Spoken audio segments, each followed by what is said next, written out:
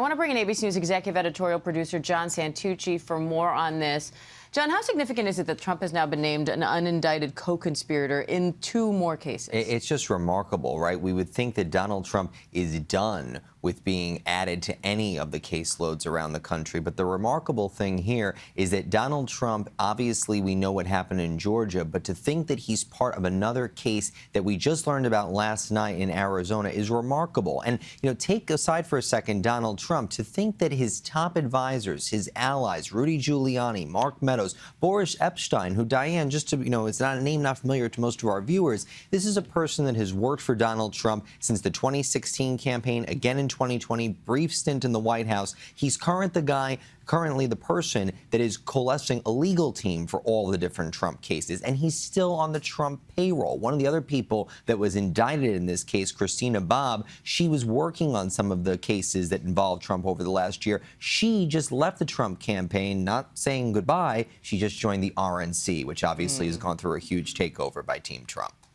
Now, meanwhile, in this hush money case playing out in Manhattan today, former National Enquirer publisher David Pecker has already testified that he agreed to this scheme to catch and kill negative stories about then-candidate Trump, and that agreement only came about once Trump started running for president. How critical is that testimony to the prosecution? Hugely critical, because the reality is that what they are doing, and we've seen this very slowly and methodically, they are building out this relationship that Donald Trump, David Pecker, and Michael Cohen had. They got a little bit into the testimony earlier this week about a former doorman at Trump Tower. They talked about an illegitimate child that Trump allegedly had. Story ended up not being true at all. However, now they're moving more into a bigger case, a bigger story, and this is Karen McDougal. And, you have to remember, obviously this case, the indictment in the Manhattan case, is about Stormy Daniels, but Karen McDougal is the same story, if you will. An affair with Donald Trump, paid off by David Pecker for her silence, and nevertheless, just shows that this was not a one-time thing. And the timeline of that payment, again, leading up to the 2016 election. The difference between the two is the way in which the payment was logged. It was a direct payment dealt with by the National Enquirer, not a reimbursement of Cohen, and thus there's nothing about something in the books a la, legal reimbursement fees, et cetera, which is why we get into a business fraud claim in this case with 34 criminal counts. So what are you listening for when Pecker takes the stand again today? So I'm listening for a bunch of things. I think that so much of what he said the other day, number one, just because he spoke in and of itself was significant. I'm listening for more of the facts to show how close of a relationship this was. And I think there was something really important the other day that he said on the stand, Diane.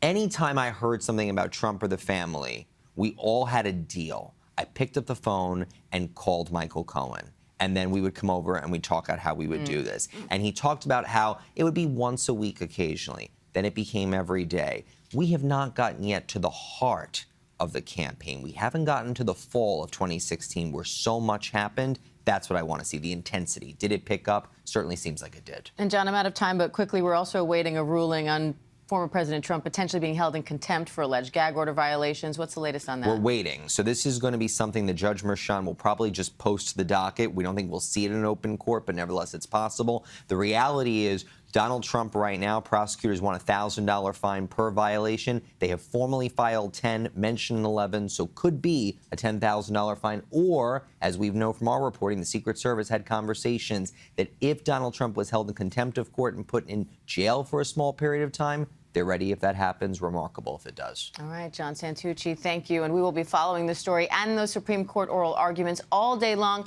We will bring you the latest right here on ABC News Live.